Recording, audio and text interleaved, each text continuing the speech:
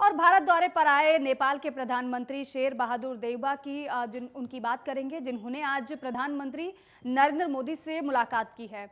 इस दौरान दोनों देशों के बीच रिश्तों को नए मुकाम पर ले जाने की प्रतिबद्धता को दोहराया गया है।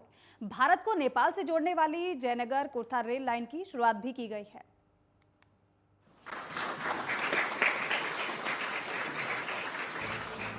8 साल के बाद भारत नेपाल के बीच रेल सेवा आज से शुरू हो गई है। इसके साथ ही आज की तारीख दोनों देशों के इतिहास के पन्नों में स्वर्ण अक्षरों में दर्ज हो गई। पीएम नरेंद्र मोदी और नेपाल के पीएम शेर बहादुर देउबा दिल्ली के हैदराबाद हाउस से हरी झंडी दिखाकर ट्रेन को रवाना किया। इससे पूर्व दोनों देशों के प्रधानमंत्री ने बैठक भी किया। इस दौरान दोनों देशों के प्रतिनिधिमंडल के बीच भी बातचीत हुई। हालांकि यात्रियों के लिए रेल सेवा कल यानी 3 अप्रैल से शुरू होगी। लगभग 800 करोड़ की लागत से हुआ निर्माण। भारत नेपाल के बीच बनी इस रेलवे लाइन के निर्माण में करीब 800 करोड़ रुपए की लागत आई है, जहां जयनगर से बीजलपुरा और बर्दिवास तक 69.8 किलोमीटर परियोजना के अंतर्गत पहले चरण में करीब 34.4 किलोमीटर लंबी जयनगर से जनकपुर धाम कुर्थ रेलखंड पर ट्रेन का परिचालन शुरू हो रहा है। कुर्थ से बीजलपुरा तक लगभग 18 किलोमीटर लंबे रेलखंड का भी कार्य पूरा हो चुका है, जबकि नेपाल सरकार बीजलपुरा से बर्दिवास तक 16 किलोमीटर की रेलवे लाइन जल्द ही करवा देगी। भारत नेपाल रेल लाइन का इतिहास। जयनगर भारत और बैजलपुर नेपाल के बीच पहली रेल सेवा 1937 में शुरू हुई थी। शुरुआत के समय यह रेल लाइन नैरो गेज की थी। 2001 में नेपाल में आई बाढ़ से सेवा ठप हो गई, लेकिन जयनगर और जनकपुर के बीच मार्च 2014 तक रेल सेवा जारी रही। 2014 से जयनगर जनकपुर के बीच ट्रेनों का परिचालन बंद है। 2014 तक नेपाली नैरोगेज ट्रेन चली, लेकिन ट्रेनों का सफर काफी लंबा होने की वजह से कोयले की खपत ज्यादा होती थी। कोयले से चलने वाली ट्रेन काफी छोटी होती थी। इसी वजह से लोग खिड़की और दरवाजों पर लटक कर सफर करते थे। ऐसे ही कई कारणों की वजह से ट्रेनों का परिचालन बंद कर दिया गया था। आइए अब आपको बताते हैं कि इस ट्रेन में सफर करने पर आपका कितना किराया लगेगा। बिहार के जयनगर से कुर्थ तक के लिए सामान्य श्रेणी में 56.25 रुपए किराया होगा, जबकि 281.25 रुपए एसी कोच का किराया होगा। सामान्य श्रेणी में जयनगर से इंद्रवा के लिए 12.5 रुपए, खजूरी के लिए 15.6 रुपए, महिनाथपुर के लिए 21.87 रुपए, वैदही के लिए 28.12 रुपए, परवाहा के लिए 34.37 रुपए, जनकपुर के लिए 43.75 रुपए और कुर्थ के लिए 56.25 रुपए का किराया होगा। वहीं इस श्रेणी में जयनगर से इंद्रवा के लिए 62.5 रुपए, खजूरी के लिए 78.12, महिनाथपुर के लिए 109.37, वैदही के लिए 140.60 रुपए, परवाहा के लिए 171.8 रुपए, जनकपुर के लिए 218.75 रुपए और कुर्थ के लिए 281.25 रुपए किराए के रूप में चुकाने होंगे। इस रेल सेक्शन के रूट पर कुल 8 स्टेशन और 6 हॉल्ट स्टेशन होंगे। साथ ही 47 रोड क्रॉसिंग, 18 बड़े पुल और 127 छोटे पुल होंगे। रूट पर पैसेंजर ट्रेन की 100 किलोमीटर प्रति घंटा और मालगाड़ियों की 65 किलोमीटर प्रति घंटा रफ्तार निर्धारित की गई है। जुलाई 2021 में भारतीय रेल ने स्पीड ट्रायल किए थे और अक्टूबर माह में इस सेवाओं के लिए सुरक्षित घोषित किया। इस रेल सेक्शन पर ट्रेन भारत में बिहार के मधुबनी जिले और नेपाल के धनुषा, महतौरी और सिरहा से होकर गुजरेगी। जयनगर से कुर्थ की यात्रा के बीच कुल 9 स्टॉप पड़ेंगे। बिहार के जयनगर से ट्रेन चलने के बाद इंद्रवा रुकेगी और फिर अगला स्टेशन खजूरी पड़ेगा। खजूरी से महिनाथपुर, महिनाथपुर से विदेही, विदेही से परवाह, परवाह से जनकपुर और जनकपुर से कुर्द के रूट पर ट्रेन का संचालन होगा। Bureau report, network 10। और केंद्रीय मंत्री किरण रिजिजू और प्रवक्ता गौरव भाटिया ने संयुक्त प्रेस वार्ता कर पूर्वोत्तर राज्यों की उन्नति के बारे में बताया है, जानकारी दी है। साथ ही साथ पूर्वोत्तर राज्यों में टूरिज्म को बढ़ावा देने की बात उनकी तरफ से कही गई। पूर्वोत्तर राज्यों के सीमा विवाद को लेकर कहा गया कि पीएम मोदी के नेतृत्व में धीरे धीरे सारे मसले हल किए जा रहे हैं। पूर्वोत्तर राज्यों के उग्रवादी संगठनों पर अंकुश लगाया जा रहा है।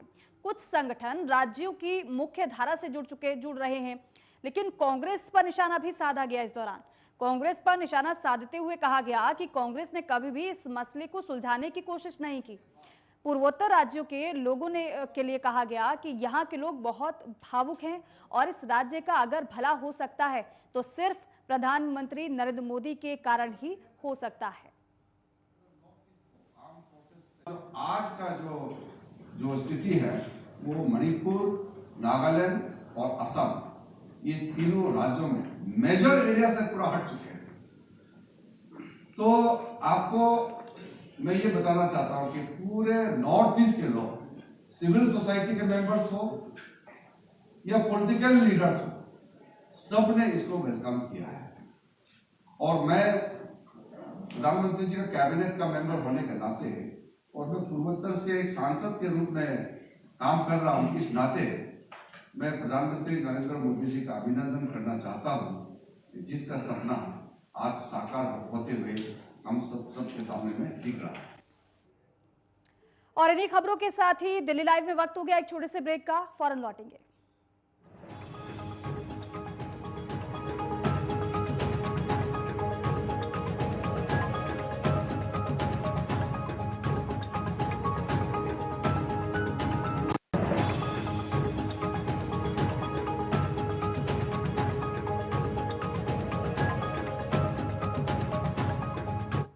ब्रेक के बाद स्वागत है आप सभी का। राजस्थान के दौसा में लेडी डॉक्टर अर्चना शर्मा की खुदकुशी से देश भर के डॉक्टर नाराज हैं और इसी कड़ी में इंडियन मेडिकल एसोसिएशन के बैनर तले डॉक्टर्स ने पूर्वी दिल्ली के जीटीबी अस्पताल में प्रदर्शन किया।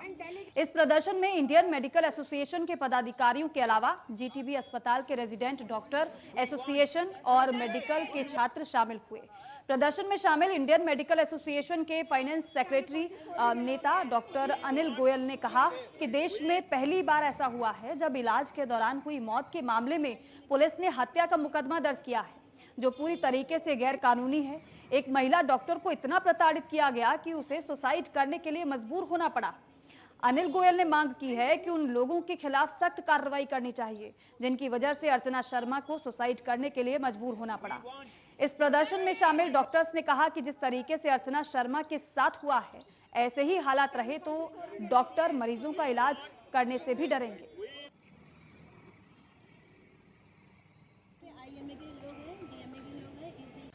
देखिए, इंडियन मेडिकल एसोसिएशन हेडक्वार्टर के बैनर तले, दिल्ली मेडिकल एसोसिएशन के बैनर तले इंडियन मेडिकल एसोसिएशन ब्रांच में कर रहे हैं। ऐसी 1700 ब्रांच हैं आईएमए की जो ये आंदोलन चल रहा है। ये आंदोलन नहीं है, ये जन आंदोलन है और ये सैलाब बन गया है। ये हुआ है कि हमारे एक डॉक्टर की मौत हो गई, उसने सुसाइड करने पर मजबूर कर दिया गया। उन पुलिस वालों ने जिन्होंने उन पर 302 लगा दी, जो पूरी तरह गैर कानूनी है। सुप्रीम कोर्ट के मुख्तियार चंद केस के अनुसार किसी भी डॉक्टर पर जब तक स्टेट काउंसिल में जाए या मेडिकल काउंसिल में जाए या डिस्ट्रिक्ट मेडिकल बोर्ड में जाए, तब तक 304A भी नहीं लग सकती। 302 तो छोड़ दीजिए, उन्होंने 302 लगा दी। इसका मतलब है उनको कानून का ज्ञान नहीं।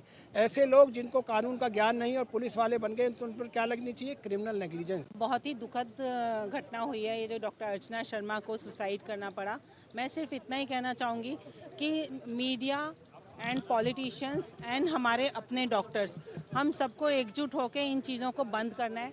जिस तरीके से ये हरासमेंट होता है, कभी भी हम ये नहीं कह सकते कि वो गारंटी होती है, कभी भी लाइफ की गारंटी नहीं हो सकती। इनफैक्ट किसी भी प्रोफेशन में आप किसी भी चीज़ की गारंटी नहीं देते हैं, तो मेडिकल प्रोफेशन में ही क्यों उम्मीद की जाती है कि वो गारंटी दिला। और पूर्वी दिल्ली की पांडव नगर थाना पुलिस ने महात्मा गांधी कैंप के पास अवैध शराब बेच रहे एक शराब तस्कर को गिरफ्तार किया है। गिरफ्तार आरोपी के पास से 125 क्वार्टर अवैध शराब बरामद हुई है।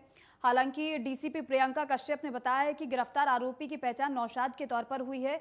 वो शशि गार्डन के जवाहर मोहल्ला का रहने वाला है। डीसीपी ने बताया है कि पुलिस को सूचना मिली थी कि पांडव नगर थाना क्षेत्र के अंतर्गत महात्मा गांधी कैंप के सुलभ शौचालय के पास एक शख्स अवैध शराब बेच रहा है, जिसके बाद पांडव नगर थाना पुलिस की एक टीम मौके पर पहुंची और नौशाद को गिरफ्तार कर लिया। वो पहले चोरी और स्नैचिंग की वारदात को अंजाम दिया करता था, लेकिन पिछले कुछ समय से वो हरियाणा से शराब लाकर पूर्वी दिल्ली में बेचा करता था।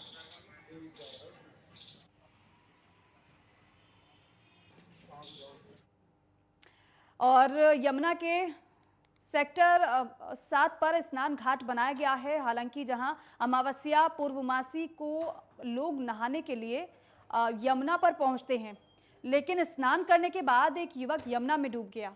मृतक युवक की पहचान सुमित के तौर पर हुई है। मृतक सुमित की 2 साल पहले ही शादी हुई थी और वो अपने पूरे परिवार के साथ यमुना पार नहाने के लिए आया था। सुमित को डूबे हुए 24 घंटे से ज़्यादा का वक्त हो चुका है, लेकिन अभी तक सुमित का कुछ पता नहीं चल पाया है, शव नहीं मिल पाया है। वहीं दिल्ली पुलिस, एनडीआरएफ और डीडीएमए विभाग को भी सूचित किया गया है, लेकिन अभी तक युवक का कुछ पता नहीं चल पाया है। कल सुबह अमावस्या नहाने के लिए परिवार सहित आए थे सभी। तो मेरे ब्रदर इन लॉ लगते हैं, तो ये नहाने के लिए जैसे जमुना में गई तो घुटने तक पानी था। थोड़ा सा आराम से अंदर गए थे तो थोड़ा सा एकदम से कोई गहरा मिल गया तो वो चले गए बहाव में। बहाव थोड़ा तेज था कल। अच्छा, तो क्या कौन सा विभाग जो है वो अभी यहाँ पर लगा हुआ है? ये कल जो है बस अपना दिल्ली डिजास्टर मैनेजमेंट वाले ही आए थे कल, और अभी फिर आज हमने अपना हादसा हो गया। इधर एक बच्चे की डेथ हो गई है, पानी में गिर गए हैं। तो मैं कॉल किया था कि हेल्प करने के लिए, तो हमने पास स्कूबा डाइविंग इक्विपमेंट है, तो हम लोग वहाँ से ग्रेटर नोएडा से लेके आए हैं। कोशिश कर रहे हैं इनकी हेल्प करने की और बॉडी रिकवर करने की। तो विभाग की तरफ से क्या रहा आप जब आप आए थे? जो दिल्ली के विभाग हैं, फ्लड डिपार्टमेंट है या फिर एनडीआरएफ है, क्या वो टीमें यहाँ मौजूद थी? हमें तो प्राइवेटली बुलाया है, बाकी एनडीआरएफ के बारे में मैं नहीं जानता। जो इनके लोकल हैं उनसे आप पूछिए, आई एम नॉट अवेयर। उनको तो मैंने नहीं देखा भी। हाँ, कल सुबह यमुना पर नहाने के लिए आए थे लोग, परिवार के साथ पूरा परिवार यहाँ पर आया था, जिसमें से सुमित नाम का जो युवक है वो यमुना में डूब गया, जिसको लेकर परिवार ने जो है रोहतक से एक टीम हायर की है जो तैराक की है, और उस टीम वो जो टीम है वो लगातार पूरी यमुना में जो है गोताखोरी कर रही है कि कहीं ना कहीं से जो सुमित है उसका पता लगाया जा सके, क्योंकि डीडीएमए विभाग जो है वो भी कल यहाँ से मौजूद था, लेकिन परिवार जो है वो कहीं ना कहीं दिल्ली सरकार के विभाग से सर्टिफाइड नहीं था, जिसके चलते परिवार ने रोहतक हरियाणा से प्राइवेट तैराक जो है वो बुलाए हैं और नेवी से रिटायर्ड बताए जा रहे हैं जो विभाग है। आप देख सकते हैं इंडिया जो लोग हैं वो लगातार यहाँ नजर बनाए हुए हैं। नाव है, नाव के जरिए भी जो है तलाश की जा रही है। कहीं ना कहीं जो है सुमित है, सुमित की तलाश में जो विभाग है वो सक्रिय है और लगातार सर्च ऑपरेशन जारी है। और जो विभाग है वो भी और प्राइवेट तैराक भी लगातार पूरी यमुना में जो है गोताखोरी कर रहे हैं कि कहीं ना कहीं से जो सुमित का जो शव है वो कहीं ना कहीं से बरामद हो जाए।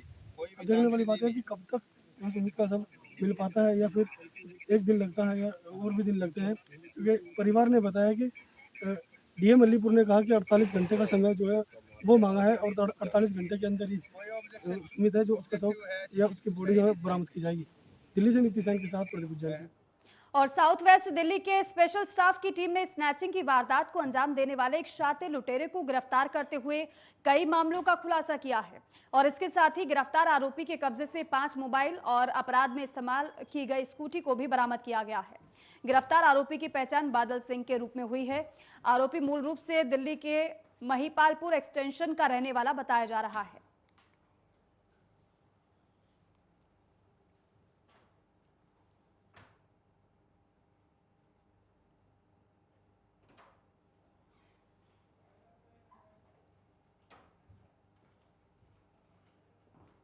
और इन्हीं खबरों के साथ ही दिल्ली लाइव में बस इतना ही। आप देखते रहिए नेटवर्क 10। जय हिंद।